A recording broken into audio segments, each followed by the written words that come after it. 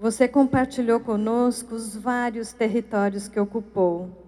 Territórios esses que são atravessados por relações, parcerias e aprendizagens. Nos falou da importância de uma escuta atenta para compreender as necessidades do chão da escola e, assim, propor intervenções e estratégias formativas. Nos provocou a refletir sobre a importância de se colocar em parceria, junto às educadoras, respeitando e considerando a potência de cada contexto, valorizando a identidade de cada comunidade. Obrigada. Agora, gostaria de chamar a Aldine para compartilhar sobre como acolheu um grupo de novos professores, as diferenças durante o processo formativo no cotidiano e quais estratégias formativas foram realizadas. Bem-vinda, Aldine.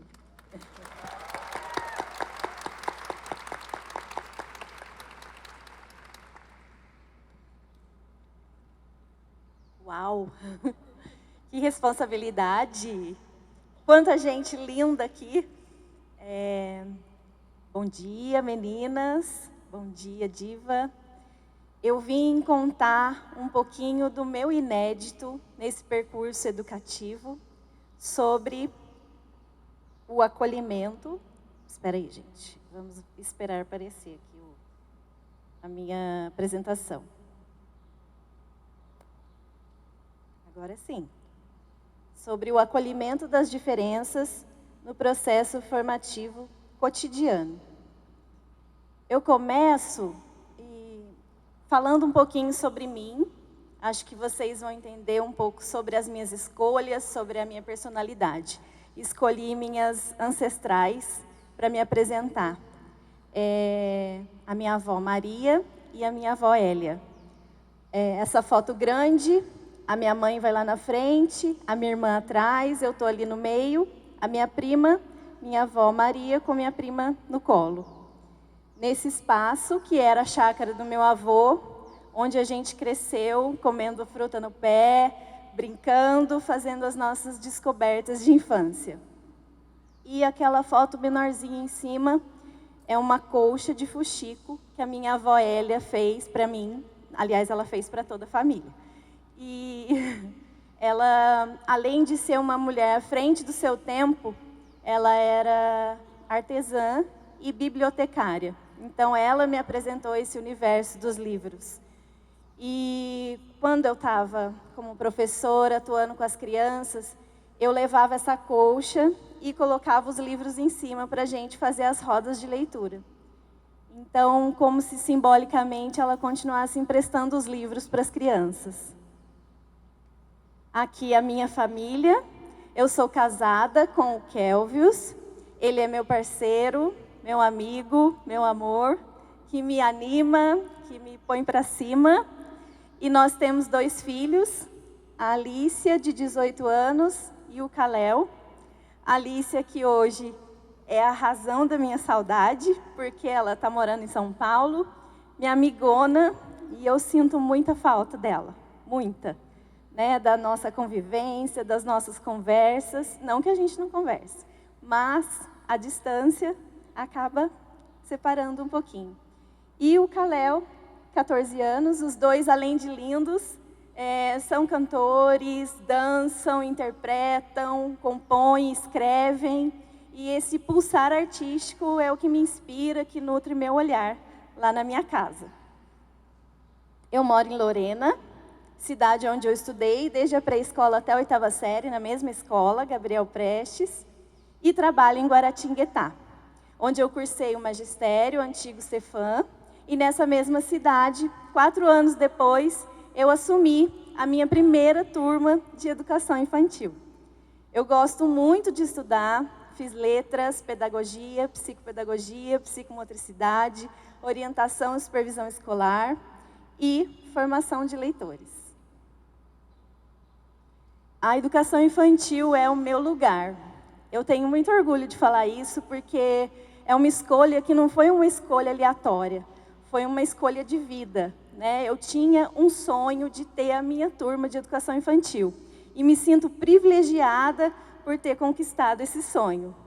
Então, eu atuei 16 anos diretamente com as crianças e há 7 anos estou como coordenadora em todas as escolas desse mesmo segmento. Atualmente eu estou atuando na EMEI Helena Soliva, que é uma escola que atende cerca de 160 crianças, divididas em 8 turmas, crianças de 1 a 5 anos, sendo 5 turmas de período integral e 3 de período parcial, manhã e tarde. Numa comunidade muito dinâmica, muito participativa, e a gente tem se dado muito bem, porque a nossa escola foi inaugurada em fevereiro de 2022. Então, ela só tem 1 ano e 7 meses. Eu e a diretora somos muito parceiras, conversamos bastante, tanto sobre a parte pedagógica, quanto pela parte administrativa. E quando a gente precisa tomar alguma decisão, a gente estende esse diálogo para todo mundo da equipe. Somos cerca de 20 pessoas e eu acompanho formativamente 8 monitoras e 7 professoras. E começamos 2023 super animadas, né? Já tínhamos passado 2022, 2023 vai ser maravilhoso. Só que não. Em abril, nós recebemos a notícia de que nós perderíamos 4 professoras do nosso grupo, as professoras eventuais, que deram lugar para as professoras efetivas. Então, em termos formativos, isso é um desafio muito grande, porque a gente estava no final do primeiro bimestre. Gente chegando recém-formada, gente que já há muito tempo. Então, foi uma loucura, né? A cabeça quase pira. Mas, enfim, procuramos estratégias para alinhar essa rota formativa. Aqui as monitoras, elas atuam com as crianças no período integral, e eu acompanho o planejamento e as observações delas pelos cadernos, onde elas registram tudo que elas fazem com as crianças, e ali mesmo no caderno delas eu faço as devolutivas, né? A nossa formação é por escrito. E aqui o grupo que iniciou com a gente em 2022 e as professoras que estão com a gente até agora em setembro. A formação, eu disse que é um desafio muito grande, essa frequente troca de professores, porque a formação, ela exige tempo para a construção de vínculos, para amadurecer as interações e reflexões em parceria. E para que cada uma de nós nos permitirmos ressignificar práticas e expectativas, nos constituindo em um grupo colaborativo. Então, a gente precisa criar vínculos pessoais mesmo, a gente precisa estabelecer relações com as pessoas que estão chegando. E você fazer isso no meio do ano é bem difícil. Você não tinha nem conquistado com as primeiras, né? Já chegaram as novas. Mas, enfim, a gente rebola daqui, rebola dali e encontra 1 milhão de estratégias. Então, o meu foco hoje é falar sobre como lidar com o desafio de planejar a formação de cada educadora, respeitando a sua história profissional e pessoal. Porque quando a gente pensa no coletivo, a gente pensa no todo. E isso é super importante. Só que também é importante você olhar para cada um.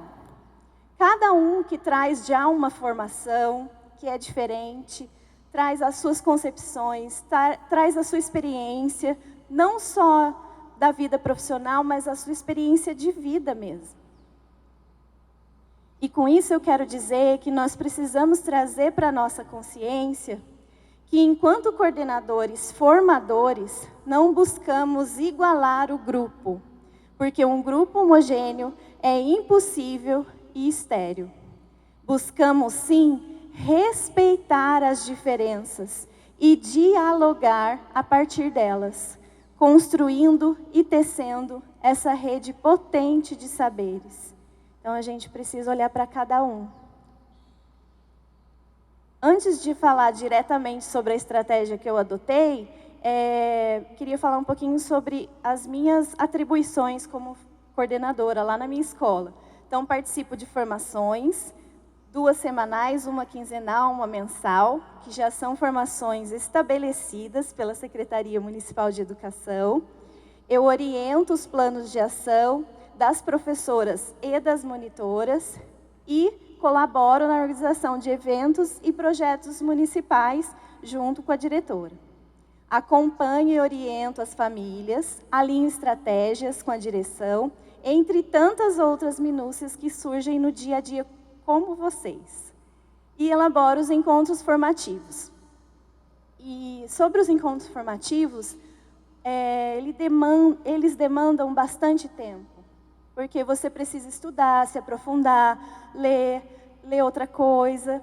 E, além disso, a gente precisa buscar estratégias para que esses encontros formativos sejam um diálogo formativo e não um monólogo, porque o coordenador acha que tem que ficar falando o tempo todo, mas ele precisa escutar o grupo de professores dele. Então, o papel da coordenação na educação infantil exige persistência, insistência, diálogo, sensibilidade e, principalmente, escuta. Isso envolve criar um canal de escuta real para se aproximar mesmo das pessoas, com abertura para ouvir e para observar sinais, porque as pessoas também falam com o corpo, com seus gestos e expressões, e não só com palavras ou produções escritas. É se desafiar a descobrir formas de surpreender, agradar e cuidar, lembrando que cada um é único, é acolher o outro. Através da experiência de sentir-se acolhido, apostamos num adulto que também acolhe as crianças.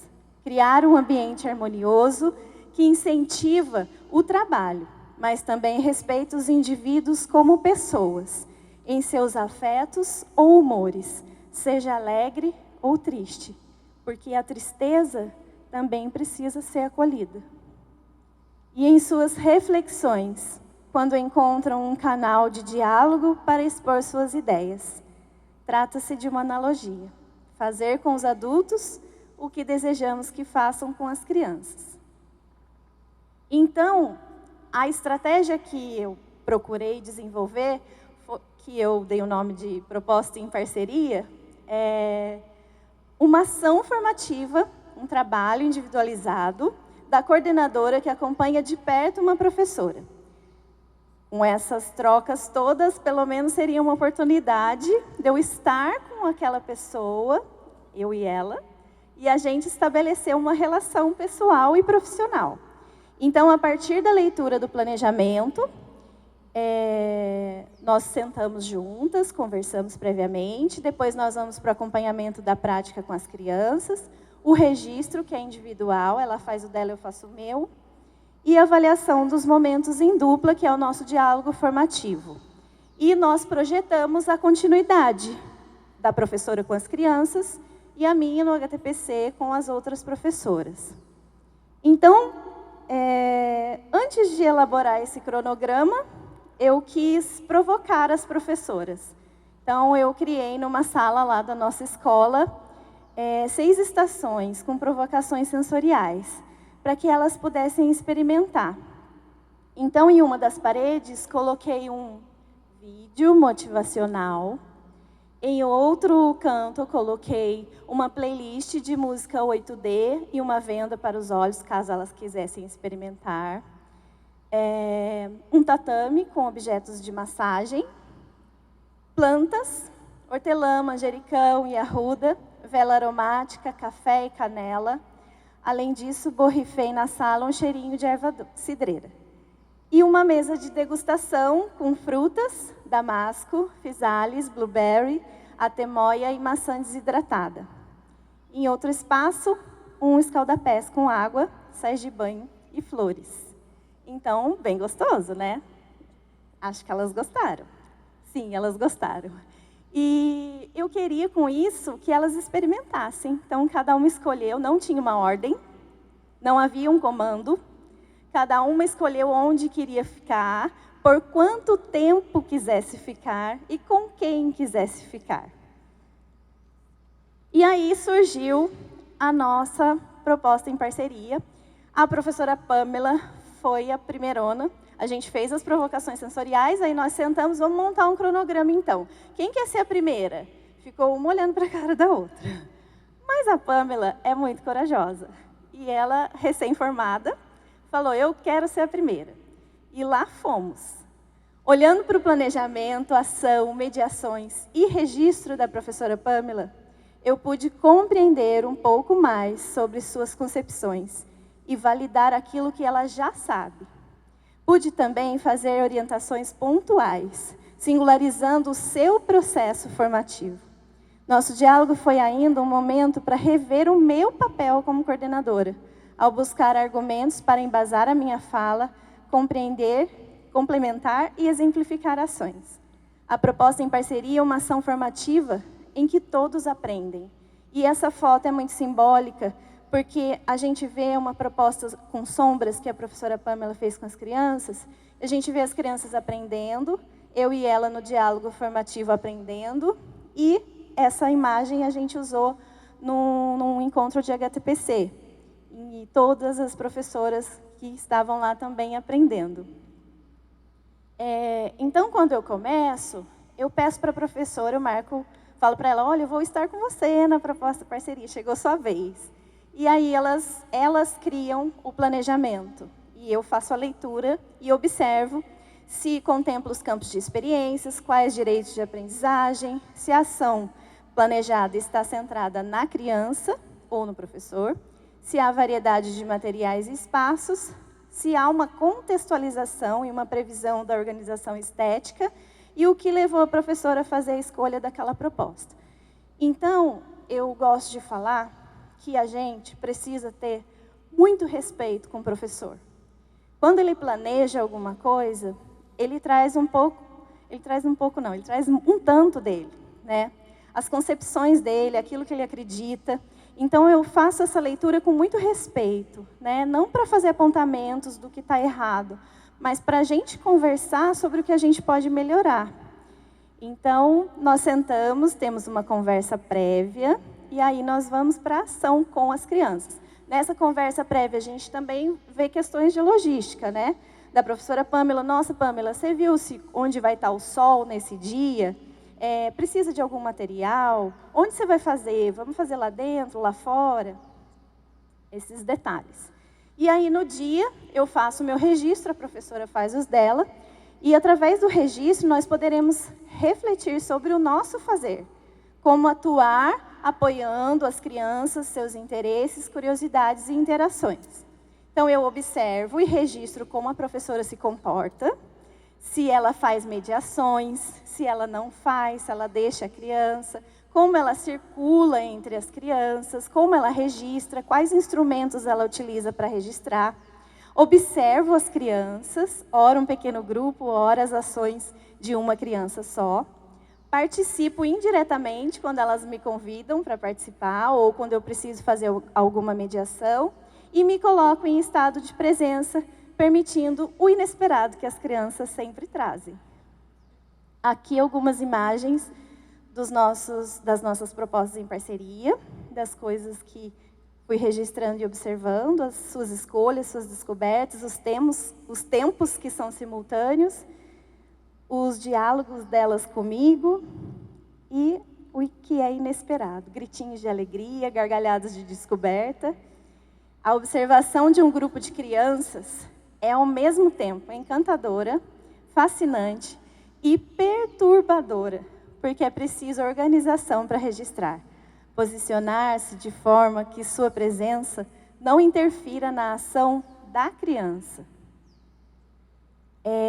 Além disso, da proposta em parceria, como eu falei para vocês, eu faço as devolutivas nos cadernos semanários, toda semana, né? Uma semana das monitoras, uma semana das professoras.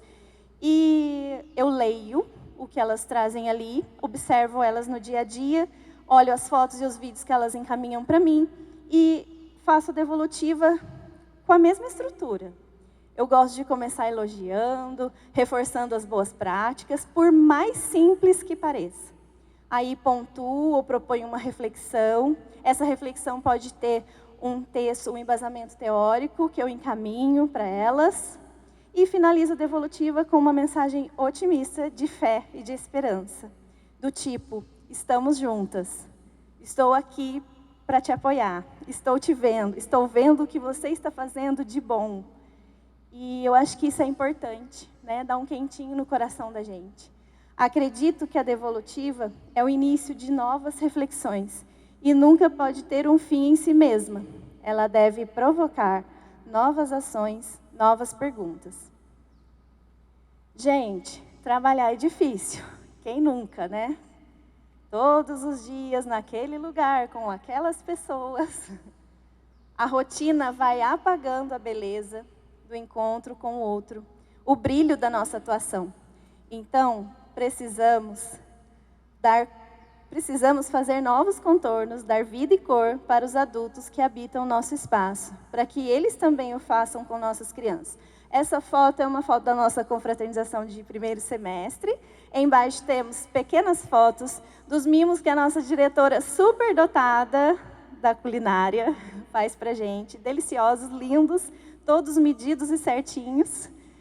E tudo lindo e maravilhoso lá na escola.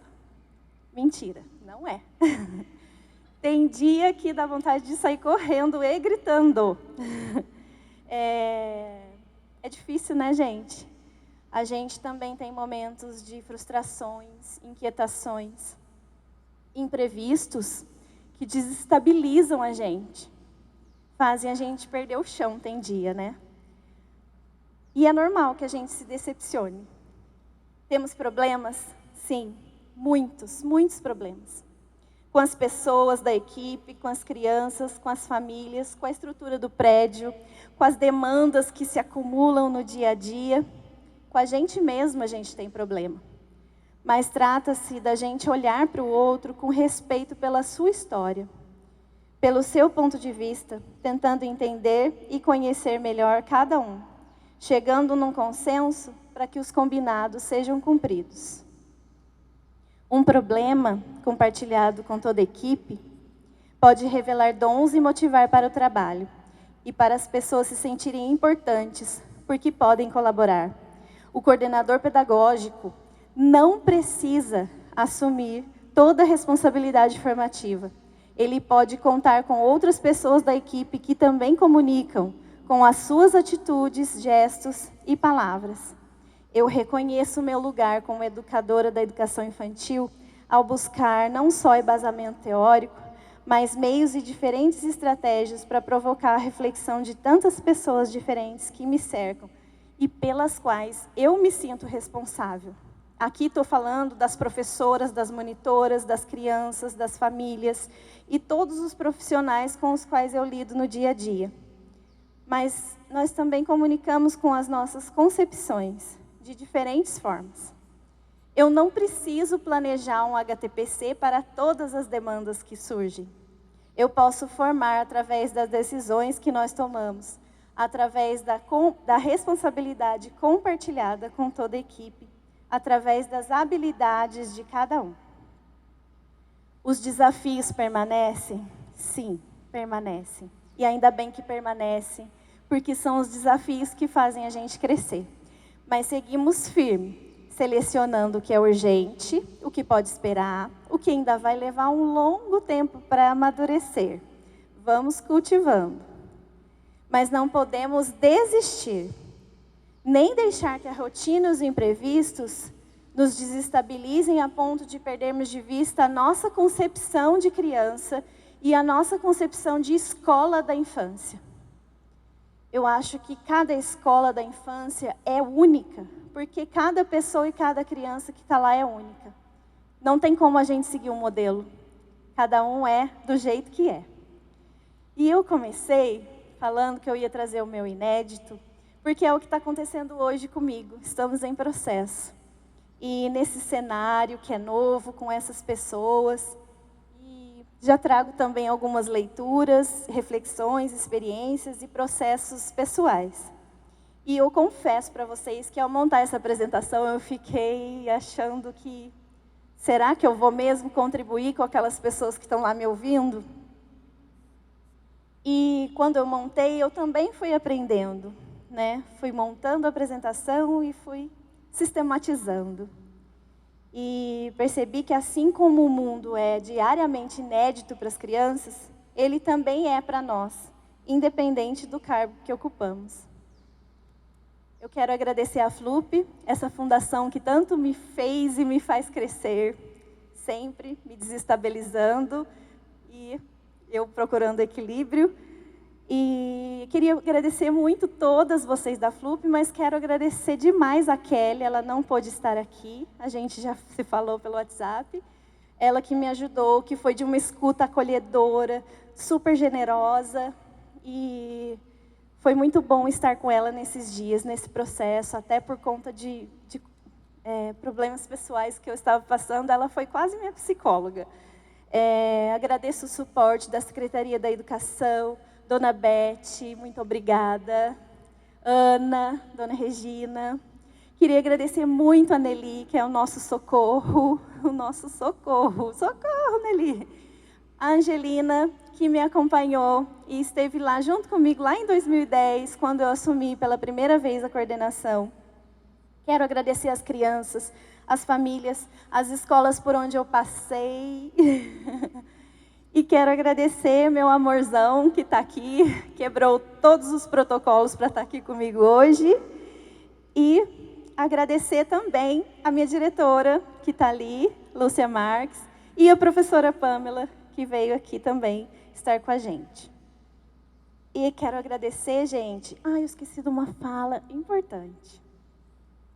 Nós precisamos renunciar ao discurso que sustenta um saber que é incontestável, ou que é pouco agregador ao saber do outro, para nos permitirmos viver inéditos ao nos colocarmos em diálogo, independente dos anos de experiência ou dos títulos acumulados pelo outro. Aprendemos pela troca e não pelo volume. Aprendemos pela disponibilidade e não pela prepotência. Obrigada, coordenadores da Rede Municipal de Guaratinguetá. Essa gente linda que está aqui na foto. E eu termino com essa imagem do Lorenzo, que é nosso aluno singular, laudado como autista, que nos convida a conhecer esse mundo de dentro da gente, esse mundo de dentro do outro, esse mundo das relações, o mundo das crianças. E ele nos convida a irmos juntos, para além dos seus desafios. Muito obrigada!